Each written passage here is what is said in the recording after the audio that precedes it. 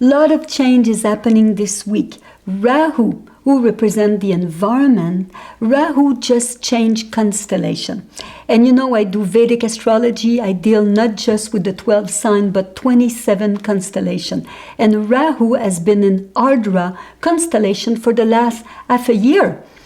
And we know that Ardra is represented by a storm, and its symbol is a tear. Oh yeah, we had been through a lot of difficulties and a lot of sorrow for the last 6 months. So now it just changed into the next constellation called Mrigashira. And that one is represented by a deer, a mystical deer. So it may bring a little more kindness and softness to our life. And that happened May 19. On a personal note, for the last 2 months, I'm not going to Montreal to my favorite health food store to get my favorite bread. And I've been eating all sort of bread, was not very good for my digestion. So last weekend, I just had my perfect bread. It came to me. And I enjoy it with a tea. Same for my neighbor, little cat. For the last 2 months, he didn't have his favorite food. And now he just had it. So he was a happy cat and I was a happy camper. But we're not out of the wood yet, because Ketu, who is still in Sagittarius, in a constellation of Mula. And we know that Rahu, Ketu, they create Kalsarpa Yoga, where all the planets are squeezed together. So Ketu with Mula bring hardship, but not just hard to be hard. Oh no, it's there because he wants us to transform, to change our vision. But Ketu in that Mula pulverize all our dream, our future, or the identification we had with our hope. It's gone. So that's why even Mr. Obama, when he did his address for the graduate, he told them the life right now is been turned upside down because of that big global pandemic. And we had been shaking up so much that we can see all problem come up, or all whatever was not working, it has to change. Well, you know what? He is right for sure. So right now we have to make big change. So in a way, it's almost like these students, let's say for 4 years studying, waiting for the prom, waiting for that big night. But instead they got a president, Mr. Obama, who told them, you're the future, get your responsibility, make a plan.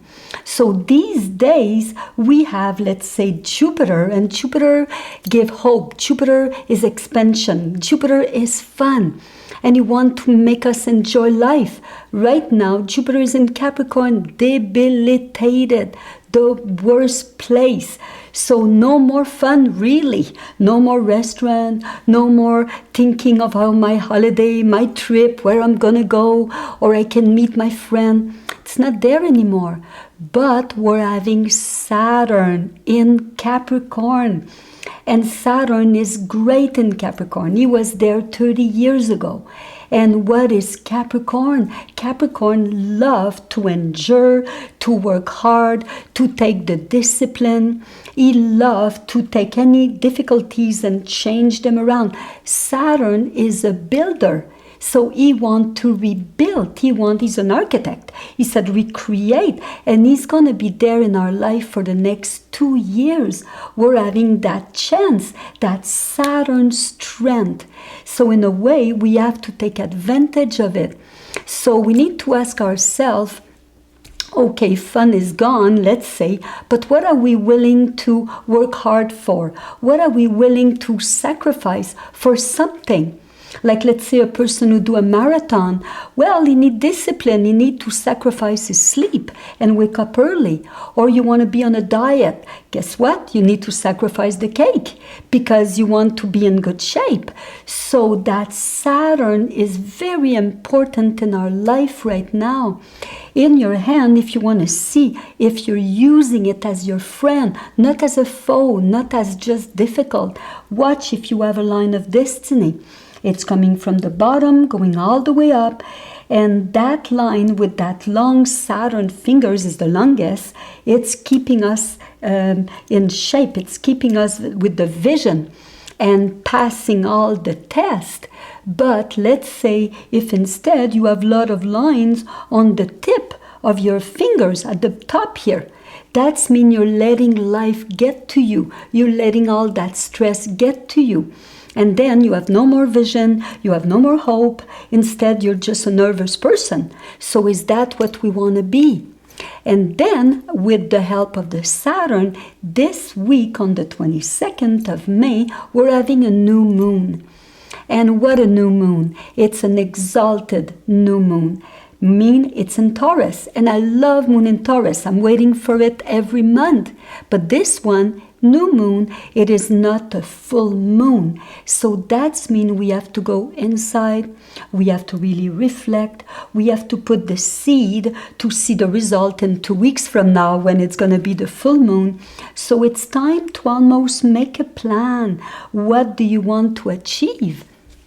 What do you want to start?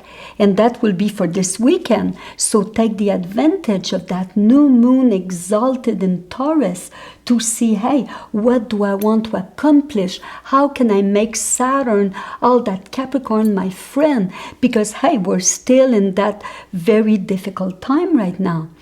But that new moon, the only thing, is in this constellation that we call Kritika. And in Taurus. So the Kritika, like the name, mean critique. So we have to make sure we don't get too critical or too perfectionist, to wait for the best time to do something. Because you know what? We may never start. We'll just be wondering, pondering, oh, should we go it this way or that way? So in a way, we have to, like the expression, take the bull by the horn, this is Taurus, and go, yes, I'm not going to let myself defeat it. Not at that time. No way. The best of us has to come out. And this is what all these planets are doing with us right now. So me and the Birla team, we are there to help you. You know that. If any question, come and see us. If your line of destiny is not clear, we're going to help you. But stay safe and enjoy, even though it's not a time to really enjoy, but enjoy to be the best you can be at this time. And God bless you all.